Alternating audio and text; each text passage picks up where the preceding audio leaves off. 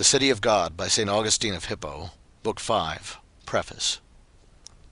Since, then, it is established that the complete attainment of all we desire is that which constitutes felicity, which is no goddess, but a gift of God, and that therefore men can worship no god save him who is able to make them happy, and were felicity herself a goddess, she would with reason be the only object of worship.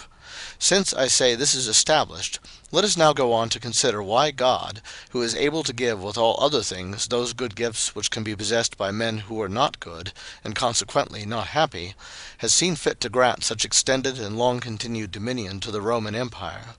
For that this was not effected by that multitude of false gods which they worshipped, we have both already adduced, and shall, as occasion offers, yet adduce considerable proof. Chapter 1. The cause, then, of the greatness of the Roman Empire is neither fortuitous nor fatal, according to the judgment or opinion of those who call those things fortuitous, which either have no causes, or such causes as do not proceed from some intelligible order, and those things fatal, which happen independently of the will of God and man, by the necessity of a certain order. In a word, human kingdoms are established by divine providence. And if anyone attributes their existence to fate, because he calls the will or the power of God itself by the name of fate, let him keep his opinion, but correct his language. For why does he not say at first what he will say afterwards, when someone shall put the question to him what he means by fate? For when men hear that word, according to the ordinary use of the language, they simply understand by it the virtue of that particular position of the stars which may exist at the time when anyone is born or conceived, which some separate altogether from the will of God, whilst others affirm that this also is dependent on that will.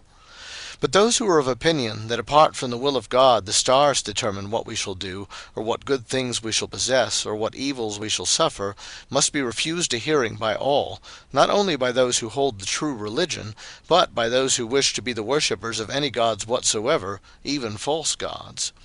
For what does this opinion really amount to but this, that no god whatever is to be worshipped or prayed to? Against these, however, our present disputation is not intended to be directed, but against those who, in defense of those whom they think to be gods, oppose the Christian religion. They, however, who make the position of the stars depend on the divine will, and in a manner decree what character each man shall have, and what good or evil shall happen to him, if they think that these same stars have that power conferred upon them by the supreme power of God, in order that they may determine these things according to their will, do a great injury to the celestial sphere, in whose most brilliant senate, and most splendid senate house, as it were, they suppose that wicked deeds are decreed to be done. Such deeds as that, if any terrestrial state should decree them, it would be condemned to overthrow by the decree of the whole human race. What judgment, then, is left to God concerning the deeds of men, who is Lord both of the stars and of men, when to these deeds a celestial necessity is attributed? Or if they do not say that the stars, though they have indeed received a certain power from God, who is supreme, determine those things according to their own discretion, but simply that his commands are fulfilled by them instrumentally in the application and enforcing of such necessities, are we thus to think concerning God even what it seemed unworthy that we should think concerning the will of the stars? But if the stars are said rather to signify these things than to affect them, so that that position of the stars is, as it were, a kind of speech predicting, not causing future things, for this has been the opinion of men of no ordinary learning, certainly the mathematicians are not wont so to speak, saying, for example, Mars in such or such a position signifies a homicide, but makes a homicide. But nevertheless, though we grant that they do not speak as they ought, and that we ought to accept as the proper form of speech that employed by the philosophers in predicting those things which they think they discover in the position of the stars, how comes it that they have never been able to assign any cause why, in the life of twins, in their actions, in the events which befall them, in their professions, arts, honors, and other things pertaining to human life, also in their very death, there is often so great a difference, that as far as these things are concerned, many entire strangers are more like them than they are like each other, though separated at birth by the smallest interval of time, but at conception generated by the same act of copulation, and at the same moment. Chapter 2.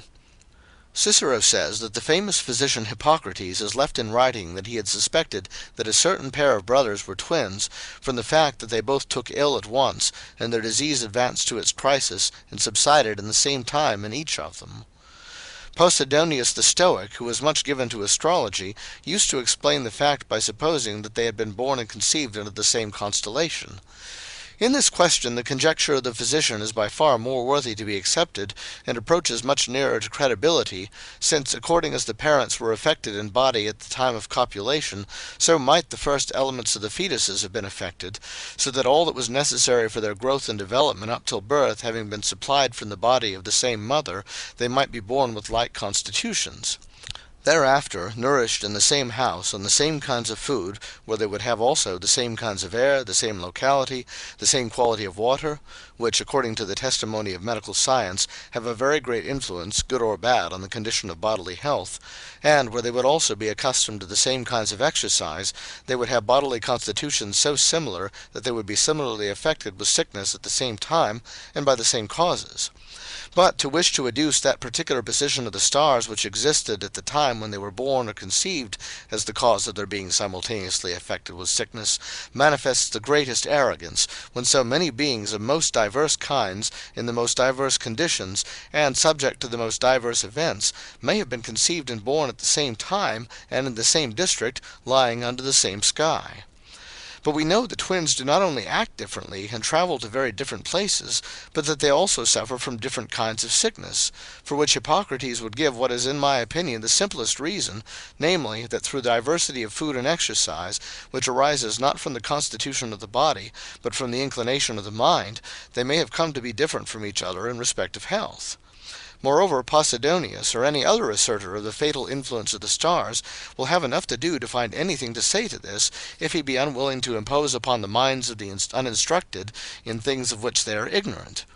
But as to what they attempt to make out from that very small interval of time elapsing between the births of twins, on account of that point in the heavens where the mark of the natal hour is placed, in which they call the horoscope, it is either disproportionately small to the diversity which is found in the dispositions, actions, habits, and fortunes of twins, or it is disproportionately great when compared with the estate of twins, whether low or high, which is the same for both of them, the cause for whose greatest difference they place, in every case, in the hour on which one is born.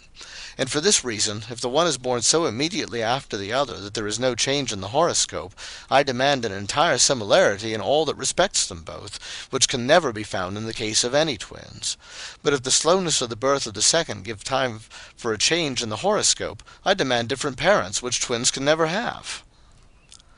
Chapter 3. It is to no purpose, therefore, that famous fiction about the potter's wheel is brought forward, which tells of the answer which Nigidius is said to have given when he was perplexed with this question, and on account of which he was called Figulus. For having whirled round the potter's wheel with all his strength, he marked it with ink, striking it twice with the utmost rapidity, so that the strokes seemed to fall in the very same part of it.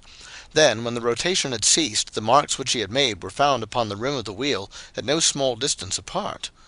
Thus, said he, considering the great rapidity with which the celestial sphere revolves, even though twins were born with as short an interval between their births as there was between the strokes which I gave this wheel, that brief interval of time is equivalent to a very great distance in the celestial sphere.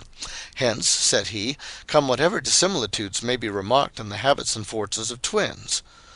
This argument is more fragile than the vessels which are fashioned by the rotation of that wheel. For if there is so much significance in the heavens which cannot be comprehended by observation of the constellations, that in the case of twins an inheritance may fall to the one and not to the other, why, in the case of others who are not twins, do they dare, having examined their constellations, to declare such things as pertain to that secret which no one can comprehend, and to attribute them to the precise moment of the birth of each individual? Now if such predictions in connection with the natal hours of others who are not twins are to be vindicated on the ground that they are founded on the observation of more extended spaces in the heavens, whilst those very small moments of time which separated the births of twins and correspond to minute portions of celestial space are to be connected with trifling things about which the mathematicians are not wont to be consulted, for who would consult them as to when he is to sit, when to walk abroad, when and on what he is to dine? How can we be justified in so speaking, when we can point out such manifold diversity both in the habits, doings, and destinies of twins? Chapter 4. In the time of the ancient fathers, to speak concerning illustrious persons, there were born 2 twin brothers, the one so immediately after the other, that the first took hold of the heel of the second. So great a difference existed in their lives and manners, so great a dissimilarity in their actions, so great a difference in their parents' love for them respectively, that the very contrast between them produced even a mutual hostile antipathy. Do we mean, when we say that they were so unlike each other, that when the one was walking the other was sitting, when the one was sleeping the other was waking, which differences are such as are attributed to those minute portions of space which cannot be appreciated by those who note down the position of the stars which exists at the moment of one's birth, in order that the mathematicians may be consulted concerning it? One of these twins was for a long time a hired servant, the other never served. One of them was beloved by his mother, the other was not so. One of them lost that honor which was so much valued among their people, the other obtained it. And what shall we say of their wives, their children, and their possessions? How different they were in respect to all these! If, therefore, such things as these are connected with those minute intervals of time which elapse between the births of twins, and are not to be attributed to the constellations, wherefore are they predicted in the case of others from the examination of their constellations? And if, on the other hand, these things are said to be predicted because they are connected not with minute and inappreciable moments, but with intervals of time which can be observed and noted down, what purpose is that potter's wheel to serve in this matter, except it be to whirl round men who have hearts of clay, in order that they may be prevented from detecting the emptiness of the talk of the mathematicians? Chapter 5. Do not those very persons whom the medical sagacity of Hippocrates led him to suspect to be twins, because their disease was observed by him to develop to its crisis and to subside again in the same time in each of them, do not these, I say, serve as a sufficient refutation of those who wish to attribute to the influence of the stars that which was owing to a similarity of bodily constitution? For wherefore were they both sick of the same disease, and at the same time, and not the one after the other in the order of their birth? For certainly they could not both be born at the same time. Or if the fact of their having been born at different times by no means necessarily implies that they must be sick at different times, why do they contend that the difference in the time of their births was the cause of their difference in other things? Why could they travel in foreign parts at different times, marry at different times, beget children at different times, and do many other things at different times, by reason of their having been born at different times, and yet could not, for the same reason, also be sick at different times? For if a difference in the moment of birth changed the horoscope, and occasioned dissimilarity in all other things, why has that simultaneousness which belonged to their conception remained in their attacks of sickness? Or if the destinies of health are involved in the time of conception, but those of other things be said to be attached to the time of birth, they ought not to predict anything concerning health from an examination of the constellations of birth, when the hour of conception is not also given, that its constellations may be inspected.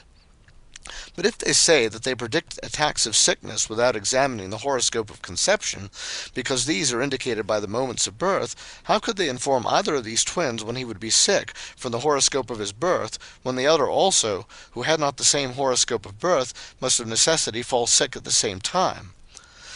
Again, I ask, if the distance of time between the births of twins is so great as to occasion a difference of their constellations on account of the difference of their horoscopes, and therefore of all the cardinal points to which so much influence is attributed, that even from such change there comes a difference of destiny, how is it possible that this should be so, since they cannot have been conceived at different times?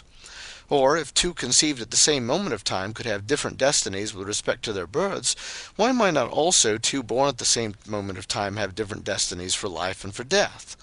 For if the one moment in which both were conceived did not hinder that the one should be born before the other, why, if two are born at the same moment, should anything hinder them from dying at the same moment? If a simultaneous conception allows of twins being differently affected in the womb, why should not simultaneousness of birth allow of any two individuals having different fortunes in the world? And thus would all the fictions of this art, or rather delusion, be swept away.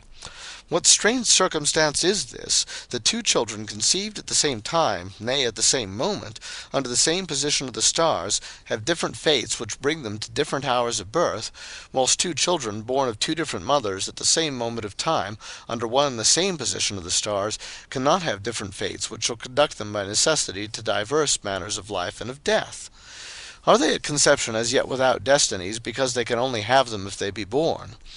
What therefore do they mean when they say that if the hour of the conception be found, many things can be predicted by these astrologers? From which also arose that story which is reiterated by some, that a certain sage chose an hour in which to lie with his wife, in order to secure his begetting an illustrious son. From this opinion also came that answer of Posidonius, the great astrologer and also philosopher, concerning those twins who were attacked with sickness at the same time, namely, that this had happened to them because they were conceived at the same time and born at the same time. For certainly he added conception, lest it should be said to him that they could not both be born at the same time, knowing that at any rate they must both have been conceived at the same time, wishing thus to show that he did not attribute the fact of their being similarly and simultaneously affected with sickness to the similarity of their bodily constitutions as its proximate cause, but that he held that even in respect of the similarity of their health they were bound together by a sidereal connection. If, therefore, the time of conception has so much to do with the similarity of destinies, these same destinies ought not to be changed by the circumstances of birth. Or, if the destinies of twins be said to be changed because they are born at different times, why should we not rather understand that they had been already changed in order that they might be born at different times? Does not then the will of men living in the world change the destinies of birth, when the order of birth can change the destinies they had at conception? Chapter 6. But even in the very conception of twins, which certainly occurs at the same moment in the case of both, it often happens that the one is conceived a male, and the other a female. I know two of different sexes who are twins. Both of them are alive and in the flower of their age, and though they resemble each other in body, as far as difference of sex will permit, still they are very different in the whole scope and purpose of their lives, consideration being had of those differences which necessarily exist between the lives of males and females,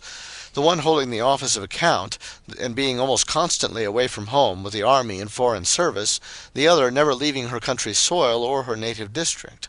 Still more, and this is more incredible if the destinies of the stars are to be believed in, though it is not wonderful if we consider the wills of men and the free gifts of God. He is married, she is a sacred virgin. He has begotten a numerous offspring, she has never even married.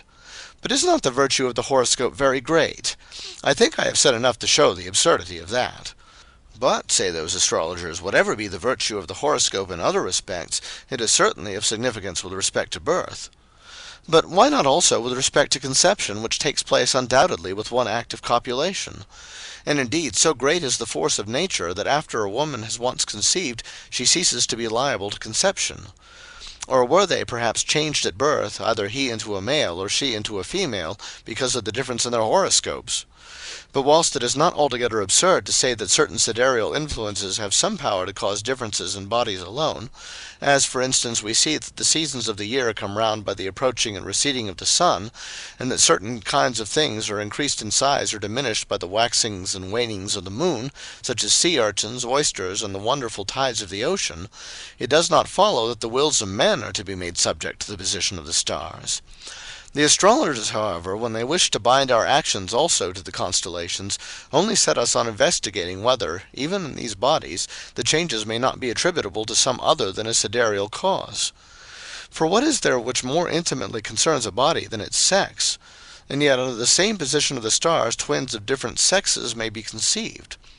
Wherefore what greater absurdity can be affirmed or believed than that the position of the stars, which was the same for both of them at the time of conception, could not cause that the one child should not have been of a different sex from her brother, with whom she had a common constellation, whilst the position of the stars which existed at the hour of their birth could cause that she should be separated from him by the great distance between marriage and holy virginity? Chapter 7. Now will anyone bring forward this, that in choosing certain particular days for particular actions, men bring about certain new destinies for their actions? That man, for instance, according to this doctrine, was not born to have an illustrious son, but rather a contemptible one, and therefore, being a man of learning, he chose an hour in which to lie with his wife. He made, therefore, a destiny which he did not have before, and from that destiny of his own making something began to be fatal which was not contained in the destiny of his natal hour. O singular stupidity! A day is chosen on which to marry, and for this reason I believe that unless a day be chosen, the marriage may fall on an unlucky day and turn out an unhappy one. What then becomes of what the stars have already decreed at the hour of birth? Can a man be said to change by an act of choice that which has already been determined for him, whilst that which he himself has determined in the choosing of a day cannot be changed by another power? Thus, if men alone, and not all things under heaven, are subjected to the influence of the stars, Why do they choose some days as suitable for planting vines or trees, or for sowing grain, other days as suitable for taming beasts on, or for putting the males to the females, that the cows and mares may be impregnated, and for such like things? If it be said that certain chosen days have an influence on these things, because the constellations rule over all terrestrial bodies, animate and inanimate, according to differences in moments of time, let it be considered what innumerable multitudes of beings are born, or arise, or take their origin at the very same instant of time, which come to ends so different that they may persuade any little boy that these observations about days are ridiculous. For who is so mad as to dare affirm that all trees, all herbs, all beasts, serpents, birds, fishes, worms, have each separately their own moments of birth or commencement?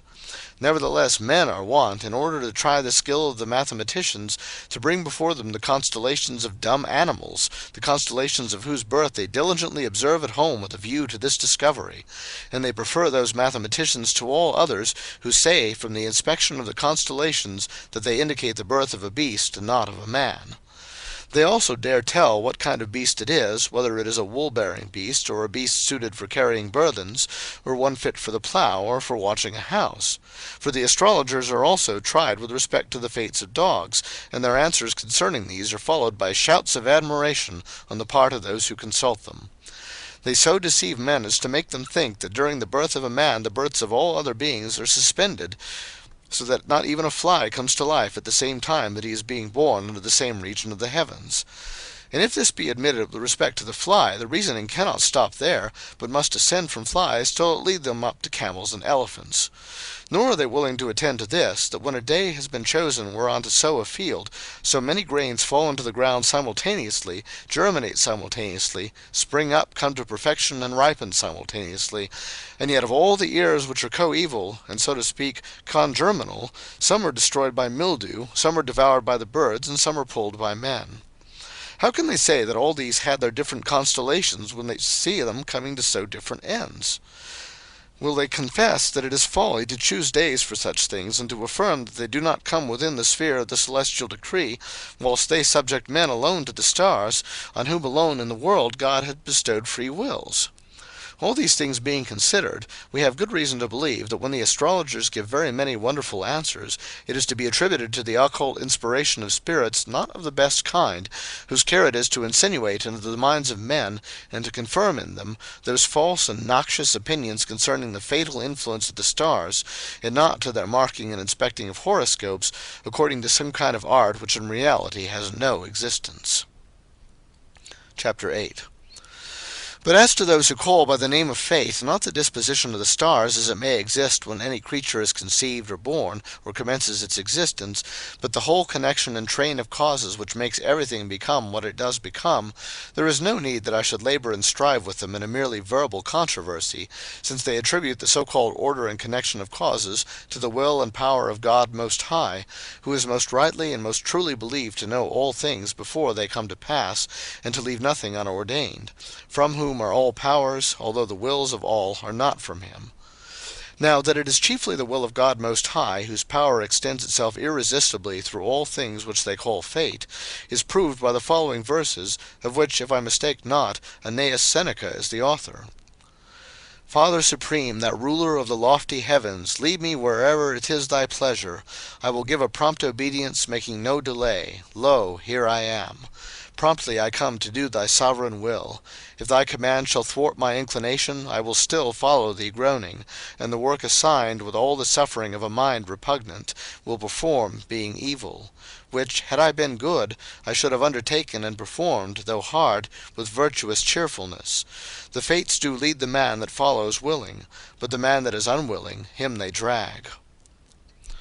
Most evidently, in this last verse, he calls that fate, which he had before called the will of the Father Supreme, whom, he says, he is ready to obey that he may be led, being willing, not dragged, being unwilling, since the fates do lead the man that follows willing, but the man that is unwilling, him they drag. The following Homeric lines, which Cicero translates into Latin, also favor this opinion. Such are the minds of men, as is the light which Father Jove himself doth pour illustrious over the fruitful earth. Not that Cicero wishes that a poetical sentiment should have any weight in a question like this, for when he says that the Stoics, when asserting the power of fate, were in the habit of using these verses from Homer, he is not treating concerning the opinion of that poet, but concerning that of those philosophers, since by these verses which they quote in connection with the controversy which they hold about fate, is most distinctly manifested what it is which they reckon fate, since they call by the name of Jupiter him whom they reckon the supreme God, from whom, they say, hangs the whole chain of fates. Chapter 9. The manner in which Cicero addresses himself to the task of refuting the Stoics shows that he did not think he could effect anything against them in argument unless he had first demolished divination. And this he attempts to accomplish by denying that there is any knowledge of future things, and maintains with all his might that there is no such knowledge either in God or man, and that there is no prediction of events. Thus he both denies the foreknowledge of God, and attempts by vain arguments, and by opposing to himself certain oracles very easy to be refuted, to overthrow all prophecy, even such as is clearer than the light, though even these oracles are not refuted by him. But in refuting these conjectures of the mathematicians, his argument is triumphant, because truly these are such as destroy and refute themselves.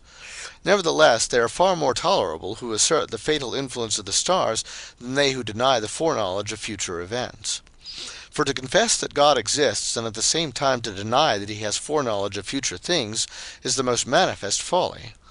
This Cicero himself saw, and therefore attempted to assert the doctrine embodied in the words of Scripture, "The fool hath said in his heart, There is no God." That, however, he did not do in his own person, for he saw how odious and offensive such an opinion would be,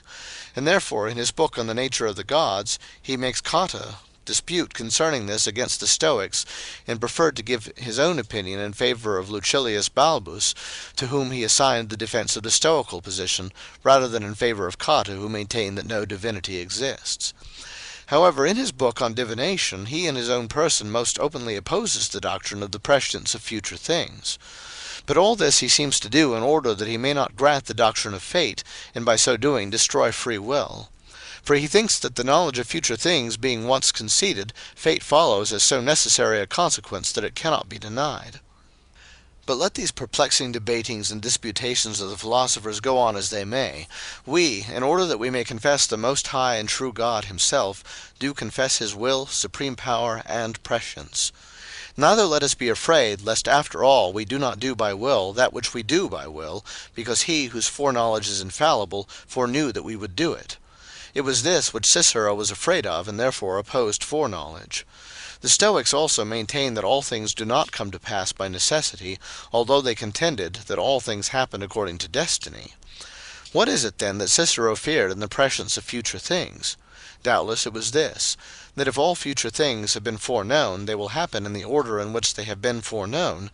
and if they come to pass in this order, there is a certain order of things foreknown by God, and if a certain order of things, then a certain order of causes, for nothing can happen which is not preceded by some efficient cause. But if there is a certain order of causes, according to which everything happens which does happen, then by fate, says he, all things happen which do happen. But if this be so, then is there nothing in our own power, and there is no such thing as freedom of will. And if we grant that, says he, the whole economy of human life is subverted. In vain are laws enacted, in vain are reproaches, praises, chidings, exhortations had recourse to, and there is no justice whatever in the appointments of rewards for the good, and punishment for the wicked.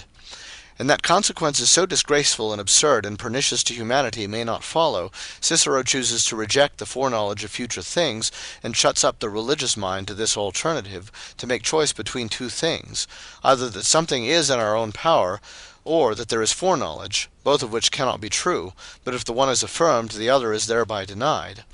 He therefore, like a truly great and wise man, and one who consulted very much and very skilfully for the good of humanity, of those two chose the freedom of the will, to confirm which he denied the foreknowledge of future things, and thus, wishing to make men free, he makes them sacrilegious. But the religious mind chooses both, confesses both, and maintains both by the faith of piety. But how so, says Cicero? For the knowledge of future things being granted, there follows a chain of consequences which ends in this, that there can be nothing depending on our own free wills. And further, if there is anything depending on our wills, we must go backwards by the same steps of reasoning till we arrive at the conclusion that there is no foreknowledge of future things. For we go backwards through all the steps in the following order. If there is free will, all things do not happen according to fate. If all things do not happen according to fate, there is not a certain order of causes. And if there is not a certain order of causes, neither is there a certain order of things foreknown by God. For things cannot come to pass except they are preceded by efficient causes. But if there is no fixed and certain order of causes foreknown by God, all things cannot be said to happen according as he foreknew that they would happen. And further, if it is not true that all things happen just as they have been foreknown by him, there is not, says he, in God any foreknowledge of future events. Now against the sacrilegious and impious darings of reason we assert both that God knows all things before they come to pass, and that we do by our free will whatsoever we know and feel to be done by us only because we will it. But that all things come to pass by fate we do not say. Nay, we affirm that nothing comes to pass by fate. For we demonstrate that the name of fate, as it is wont to be used by those who speak of fate, meaning thereby the position of the stars at the time of each one's conception or birth, is an unmeaning word, for astrology itself is a delusion. But an order of causes in which the highest efficiency is attributed to the will of God, we neither deny nor do we designate it by the name of fate, unless perhaps we may understand fate to mean that which is spoken, deriving it from fare, to speak, for we cannot deny that it is written in the sacred Scriptures, God hath spoken once, these two things have I heard, that power belongeth unto God. Also unto thee, O God, belongeth mercy, for thou wilt render unto every man according to his works. Now the expression, once hath he spoken, is to be understood as meaning immovably, that is, unchangeably hath he spoken, inasmuch as he knows unchangeably all things which shall be, and all things which he will do. We might then use the word fate in the sense it bears when derived from fare, to speak, had it not already come to be understood in another sense, into which I am unwilling that the hearts of men should unconsciously slide. But it does not follow that though there is for God a certain order of all causes, there must therefore be nothing depending on the free exercise of our own wills, for our wills themselves are included in that order of causes which is certain to God, and is embraced by his foreknowledge, for human wills are also causes of human actions. And he who foreknew all the causes of things would certainly among those causes have not been ignorant of our wills. For even that very concession which Cicero himself makes is enough to refute him in this argument. For what does it help him to say that nothing takes place without a cause, but that every cause is not fatal, there being a fortuitous cause, a natural cause, and a voluntary cause? It is sufficient that he confesses that whatever happens must be preceded by a cause. For we say that those causes which are called fortuitous are not a mere name for the absence of causes, but are only latent, and we attribute them either to the will of the true God, or to that of spirits of some kind or other. And as to natural causes, we by no means separate them from the will of him who is the author and framer of all nature. But now as to voluntary causes. They are referable either to God, or to angels, or to men, or to animals of whatever description, if indeed those instinctive movements of animals devoid of reason, by which, in accordance with their own nature, they seek or shun various things, are to be called wills. And when I speak of the wills of angels, I mean either the wills of good angels, whom we call the angels of God, or of the wicked angels, whom we call the angels of the devil, or demons. Also by the wills of men I mean the wills either of the good or of the wicked. And from this we conclude that there are no efficient causes of all things which come to pass, unless voluntary causes, that is, such as belong to that nature which is the spirit of life. For the air or wind is called spirit, but inasmuch as it is a body, it is not the spirit of life. The spirit of life, therefore, which quickens all things, and is the creator of every body, and of every created spirit, is God himself, the uncreated spirit. In his supreme will resides the power which acts on the wills of all created spirits, helping the good, judging the evil, controlling all, granting power to some, not granting it to others. For as he is the creator of all natures, so also is he the bestower of all powers, not of all wills. For wicked wills are not from him, being contrary to nature, which is from him. As to bodies, they are more subject to wills. Some to our wills, by which I mean the wills of all living mortal creatures, but more to the wills of men and of beasts. But all of them are most of all subject to the will of God, to whom all wills also are subject, since they have no power except what he has bestowed upon them. The cause of things, therefore, which makes but is not made, is God. But all other causes both make and are made. Such are all created spirits, and especially the rational. Material causes, therefore, which may rather be said to be made than to make, are not to be reckoned among efficient causes, because they can only do what the wills of spirits do by them. How then does an order of causes which is certain to the foreknowledge of God necessitate that there should be nothing which is dependent on our wills, when our wills themselves have a very important place in the order of causes? Cicero, then, contends with those who call this order of causes fatal, or rather designate this order itself by the name of fate, to which we have an abhorrence, especially on account of the word, which men have become accustomed to understand as meaning what is not true.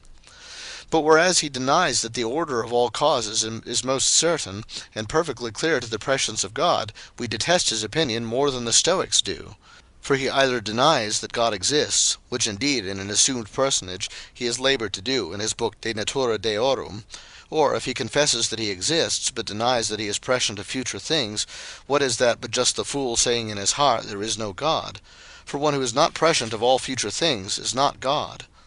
Wherefore our wills also have just so much power as God willed and foreknew that they should have, and therefore whatever power they have it within most certain limits, and whatever they are to do, they are most assuredly to do, for he whose foreknowledge is infallible foreknew that they would have the power to do it, and would do it. Wherefore, if I should choose to apply the name of fate to anything at all, I should rather say that fate belongs to the weaker of two parties, will to the stronger, who has the other in his power, than that the freedom of our will is excluded by that order of causes, which by an unusual application of the word peculiar to themselves, the Stoics call fate. Chapter 10. Wherefore neither is that necessity to be feared, for dread of which the Stoics labored to make such distinctions among the causes of things as should enable them to rescue certain things from the dominion of necessity, and to subject others to it. Among those things which they wished not to be subject to necessity they placed our wills, knowing that they would not be free if subjected to necessity. For if that is to be called our necessity, which is not in our power, but even though we be unwilling affects what it can effect, as, for instance, the necessity of death, it is manifest that our wills by which we live uprightly or wickedly are not under such a necessity. For we do many things which if we were not willing we should certainly not do. This is primarily true of the act of willing itself. For if we will, it is; if we will not, it is not. For we should not will if we were unwilling. But if we define necessity to be that according to which we say that it is necessary that anything be of such or such a nature, or be done in such and such a manner, I know not why we should have any dread of that necessity taking away the freedom of our will. For we do not put the life of God or the foreknowledge of God under necessity, if we should say that it is necessary that God should live forever and foreknow all things, as neither is his power diminished when we say that he cannot die or fall into error. For this is in such a way impossible to him, that if it were possible for him, he would be of less power. But assuredly he is rightly called omnipotent, though he can neither die nor fall into error. For he is called omnipotent on account of his doing what he wills, not on account of his suffering what he wills not. For if that should befall him, he would by no means be omnipotent. Wherefore he cannot do some things for the very reason that he is omnipotent. So also when we say that it is necessary that when we will by free choice, in so saying we both affirm what is true beyond doubt, and do not still subject our wills thereby to a necessity which destroys liberty. Our wills therefore exist as wills, and do themselves whatever we do by willing, and which would not be done if we were unwilling. But when anyone suffers anything, being unwilling, by the will of another, even in that case will retains its essential validity. We do not mean the will of the party who inflicts the suffering, for we resolve it into the power of God. For if a will should simply exist, but not be able to do what it wills, it would be overborne by a more powerful will. Nor would this be the case unless there had existed will, and that not the will of the other party, but the will of him who willed, but was not able to accomplish what he willed. Therefore whatsoever a man suffers contrary to his own will, he ought not to attribute to the will of men, or of angels, or of any created spirit, but rather to his will who gives power to wills. It is not the case, therefore, that because God foreknew what would be in the power of our wills, there is for that reason nothing in the power of our wills. For he who foreknew this did not foreknow nothing. Moreover, if he who foreknew what would be in the power of our wills did not foreknow nothing, but something, assuredly, even though he did foreknow, there is something in the power of our wills. Therefore we are by no means compelled, either retaining the prescience of God to take away the freedom of the will, or retaining the freedom of the will to deny he is prescient of future things, which is impious. But we embrace both. We faithfully and sincerely confess both. The former that we may believe well, the latter that we may live well. For he lives ill who does not believe well concerning God. Wherefore be it far from us, in order to maintain our freedom, to deny the prescience of him by whose help we are or shall be free. Consequently, it is not in vain that laws are enacted, and that reproaches, exhortations, praises, and vituperations are had recourse to. For these also he foreknew, and they are of great avail, even as great as he foreknew that they would be of. Prayers also are of avail to procure those things which he foreknew that he would grant to those who offered them, and with justice have rewards been appointed for good deeds, and punishment for sins. For a man does not therefore sin because God foreknew that he would sin. Nay, it cannot be doubted that it is the man himself who sins when he does sin, because he whose foreknowledge is infallible foreknew not that fate, or fortune, or something else would sin, but that the man himself would sin, who, if he wills not, sins not. But if he shall not will to sin, even this did God foreknow. Chapter 11. Therefore God supreme and true, with his word and his Holy Spirit, which three are one God omnipotent, creator and maker of every soul and of every body, by whose gift all are happy who are happy through verity and not through vanity, who made man a rational animal consisting of soul and body, who, when he sinned, neither permitted him to go unpunished, nor left him without mercy, who has given to the good and to the evil, being in common with stones, vegetable life in common with trees, sensuous life in common with brutes, intellectual life in common with angels alone, from whom is every mode, every species, every order, from whom are measure, number, weight, from whom is everything which has an existence in nature, of whatever kind it be, and of whatever value, from whom are the seeds of forms, and the forms of seeds, and the motion of seeds and of forms, who gave also to flesh its origin, beauty, health, reproductive fecundity, disposition of members, and the salutary concord of its parts, who also to the irrational soul has given memory, sense, appetite, but to the rational soul, in addition to these, has given intelligence and will, who has not left, not to speak of heaven and earth, angels and men, but not even the entrails of the smallest and most contemptible animal, or the feather of a bird, or the little flower of a plant, or the leaf of a tree, without an harmony, and, as it were, a mutual peace among all its parts. That God can never be believed to have left the kingdoms of men, their dominations and servitudes, outside of the laws of his providence. Chapter 12. Wherefore let us go on to consider what virtues of the Romans they were, which the true God, in whose power are also the kingdoms of the earth, condescended to help in order to raise the empire, and also for what reason he did so. And in order to discuss this question on clearer ground, we have written the former books to show that the power of those gods, who they thought were to be worshipped with such trifling and silly rites, had nothing to do in this matter, and also what we have already accomplished in the present volume, to refute the doctrine of fate, lest anyone who might have been already persuaded that the Roman Empire was not extended and preserved by the worship of these gods, might still be attributing its extension and preservation to some kind of fate, rather than to the most powerful will of God Most High. The ancient and primitive Romans, therefore, though their history shows us that, like all the other nations, with the sole exception of the Hebrews, they worshipped false gods, and sacrificed victims not to God but to demons, have nevertheless this commendation bestowed on them by their historian, that they were greedy of praise, prodigal of wealth, desirous of great glory, and content with a moderate fortune. Glory they most ardently loved, for it they wished to live, for it they did not hesitate to die. Every other desire was repressed by the strength of their passion for that one thing. At length their country itself, because it seemed inglorious to serve, but glorious to rule and to command, they first earnestly desired to be free, and then to be mistress. Hence it was that, not enduring the domination of kings, they put the government into the hands of two chiefs, holding office for a year, who were called consuls, not kings or lords. But royal pomp seemed inconsistent with the administration of a ruler, regentis, or the benevolence of one who consults, that is, for the public good, consulentis, but rather with the haughtiness of a lord, dominantis. King Tarquin, therefore, having been banished, and the consular government having been instituted, it followed, as the same author already alluded to says in his praises of the Romans, that the state grew with amazing rapidity after it obtained liberty, so great a desire of glory had taken possession of it. That eagerness for praise and desire of glory, then, was that which accomplished those many wonderful things, laudable doubtless, and glorious according to human judgment. The same Sallust praises the great men of his own time, Marcus Cato and Caius Caesar, saying that for a long time the republic had no one great in virtue, but that within his memory there had been these two men of eminent virtue in very different pursuits.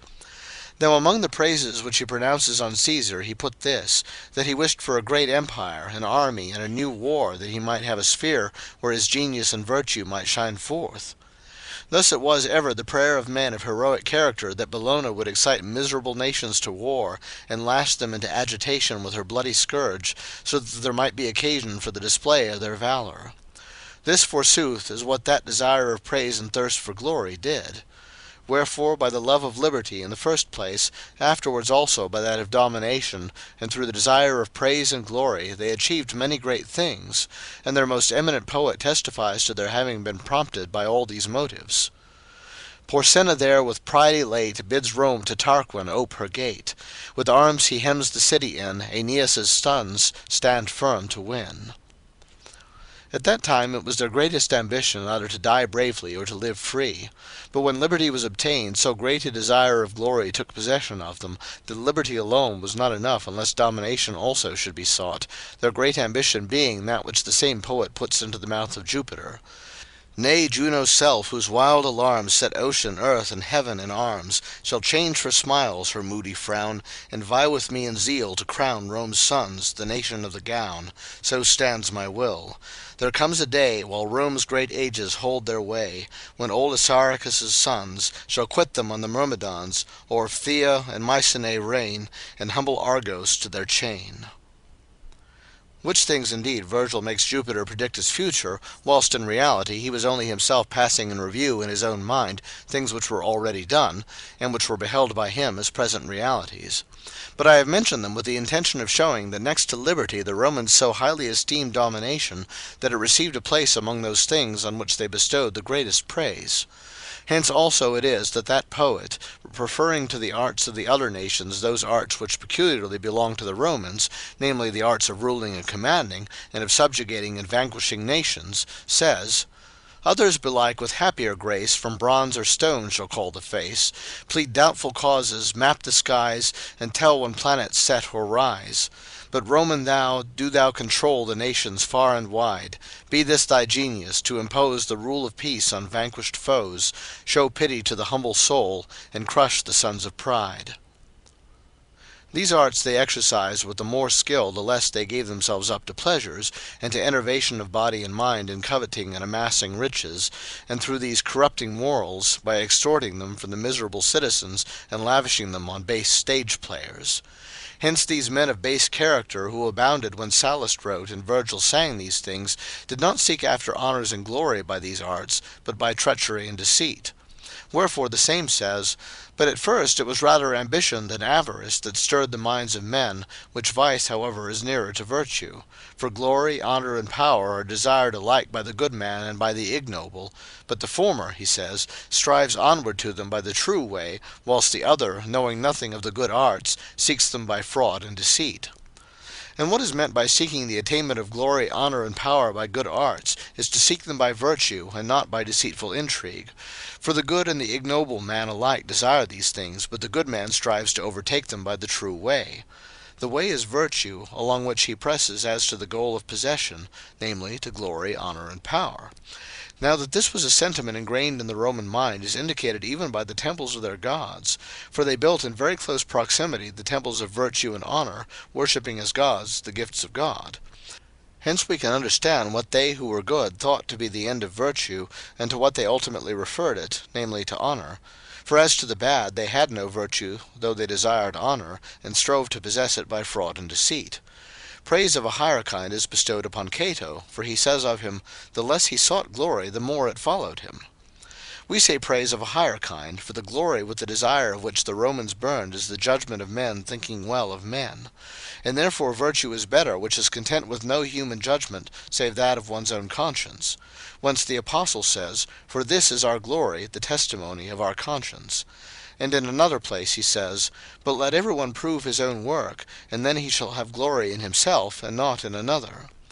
That glory, honor, and power, therefore, which they desired for themselves, and to which the good sought to attain by good arts, should not be sought after by virtue, but virtue by them. For there is no true virtue except that which is directed towards that end in which is the highest and ultimate good of man.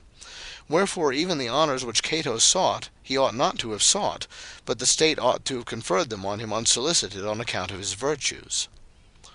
But of the two great Romans of that time, Cato was he whose virtue was by far the nearest to the true idea of virtue. Wherefore let us refer to the opinion of Cato himself to discover what was the judgment he had formed concerning the condition of the state both then and in former times. "I do not think," he says, "that it was by arms that our ancestors made the republic great from being small. Had that been the case, the republic of our day would have been by far more flourishing than that of their times. For the number of our allies and citizens is far greater, and besides we possess a far greater abundance of armor and of horses than they did. But it was other things than these that made them great, and we have none of them. Industry at home, just government without, a mind free in deliberation, addicted neither to crime nor to lust.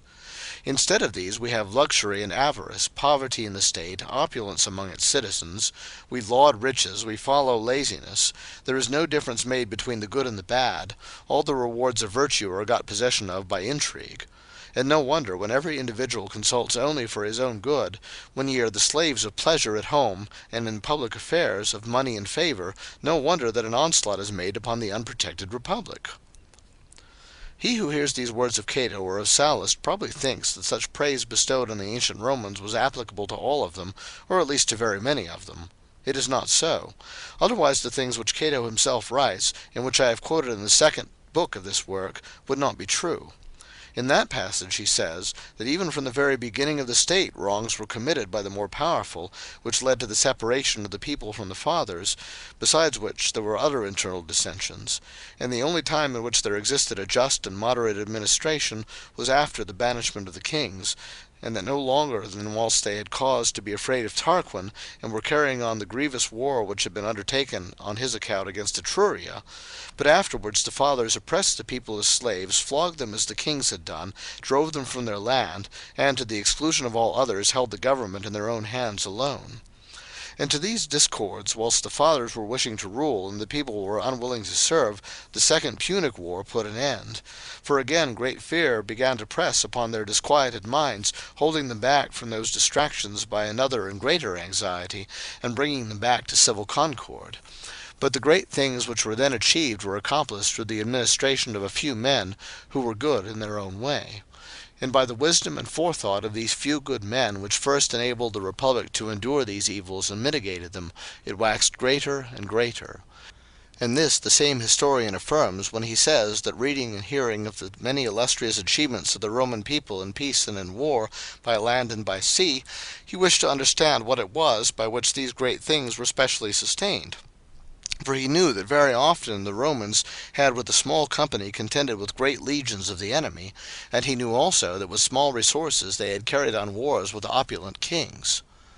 And he says that after having given the matter much consideration, it seemed evident to him that the preeminent virtue of a few citizens had achieved the whole, and that explained how poverty overcame wealth, and small numbers great multitudes. But, he adds, after that the state had been corrupted by luxury and indolence, again the republic, by its own greatness, was able to bear the vices of its magistrates and generals. Wherefore even the praises of Cato are only applicable to a few, for only a few were possessed of that virtue which leads men to pursue after glory, honor, and power by the true way, that is, by virtue itself.